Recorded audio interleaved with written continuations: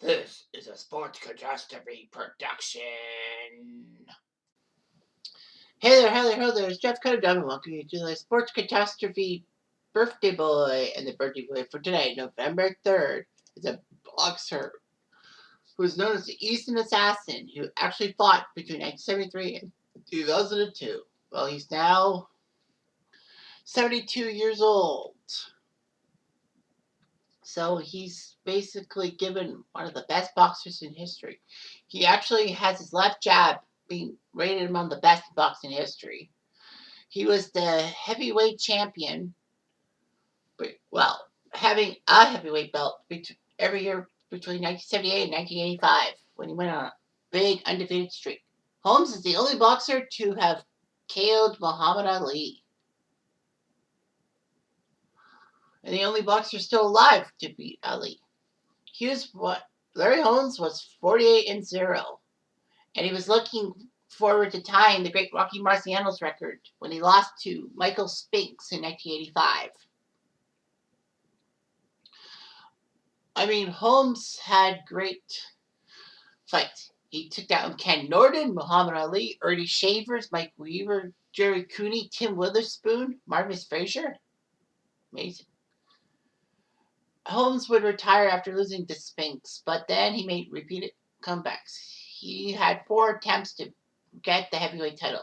He had a fight with Mike Tyson in 1988, Holyfield in 92, Render Holyfield in 92, Ole McCall in 1995, and Brian Nielsen in 1997. Holmes' last boxing match was against Butterbean and ended his career with 69 wins and 6 losses. But every loss was in world title fights. So basically, when a belt was not on the line, he was unscathed. Larry Holmes started to box.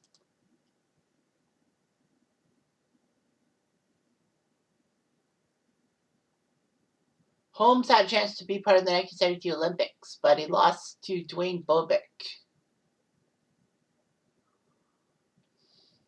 Anyway, amateur-wise, he did quite well. Larry Holmes was a contender.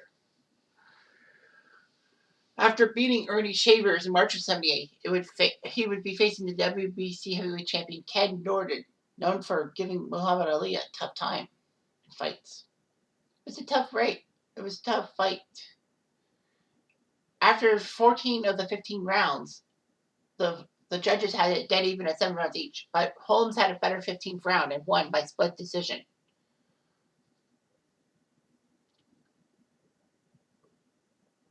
Holmes was fantastic. Shavers wanted Holmes' WBC heavyweight belt. And Shavers did it because he knocked out Ken Norton in the first round. However, Holmes beat the tar out of Shavers in the 11th round and forced the referee to stop the fight. So Holmes would face Muhammad Ali at Caesar's Palace for the belt. It was weird that Ali would come out of retirement and try to become the first 4-time world heavyweight champion. He had nothing to gain. I mean, he was nothing to lose. He was a champion. Ali had nothing in the tank. Holmes easily took him out. Ali's trainer stopped the fight at the end of the 10th round, and it was the only time Ali lost without going the distance for judges' decision. So every time Ali lost, it was to the judges until that fight.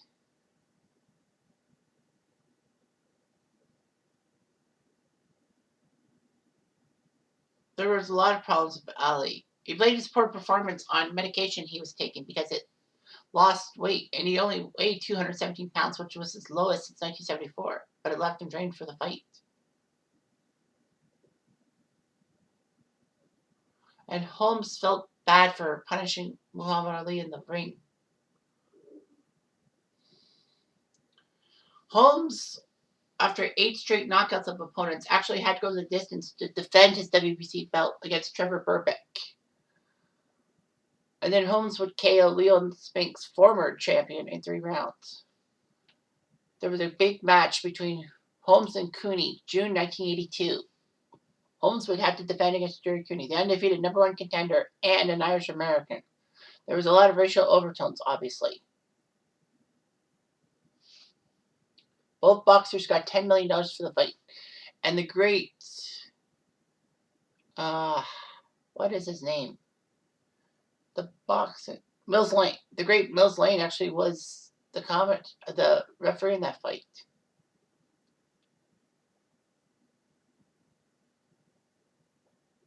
So of course Cooney, it was tainted in a sense because Cooney was introduced last. The champion was supposed to be introduced second, but the challenger was second. Holmes had no arrangement. President Reagan had a phone installed in Cooney's dressing room so he could call him if he won the fight. And Sports Illustrated put Cooney on the cover, not Holmes. Well, that was a gigantic blunder. You know, that Cooney tried his best, but it was hard. Cooney was dead meat in the 13th round. However, Holmes and Cooney became close friends after the fight. So,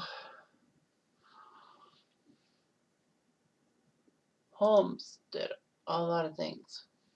Larry Holmes KO'd Marvis Frazier in the first round of the fight. But there was problems with the World Boxing Council, so Holmes relinquished the WBC belt. However, Holmes was still regarded as the linear champion and the rings world champion. And they formed the International Boxing Federation and gave Holmes the belt, first ever belt. So Holmes would face Jerry Coetzee, the South African WBA champion, to unify the titles at Caesar's Palace, June 1984. There was a lot of problem with financial backing and all that. They couldn't do it because financial backing. Holmes did defend the IBF belt against Bone Crusher Smith. All that. So Larry Holmes was hoping to make history by taking down Michael Spinks, who was a brash undisputed champion at light heavyweight. This was his 20th world title defense. He was the linear champion after all. If Holmes won, he would tie Rocky Marciano's record for most wins without a loss, 49. And Spinks wanted to become the first boxer since Bob Fitzsimmons to win the titles at light heavyweight and heavyweight at the same time.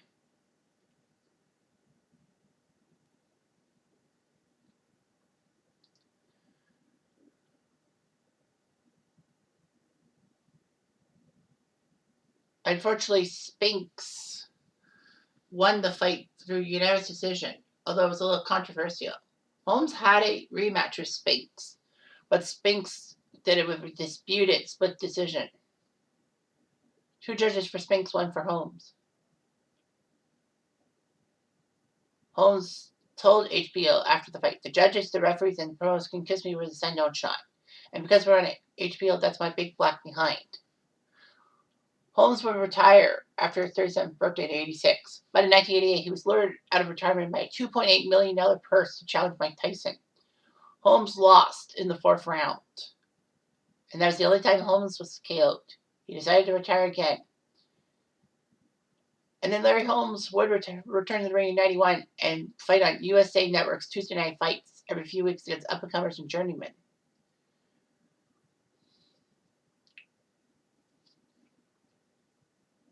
So anyway, Holmes would defeat Ray Mercer, and that actually got Holmes a chance to face Evander Holyfield for the undisputed heavyweight championship, June of 92. But by unanimous decision, Holyfield won. Holmes fought Ollie McCall for the WBC belt, but lost by another unanimous decision.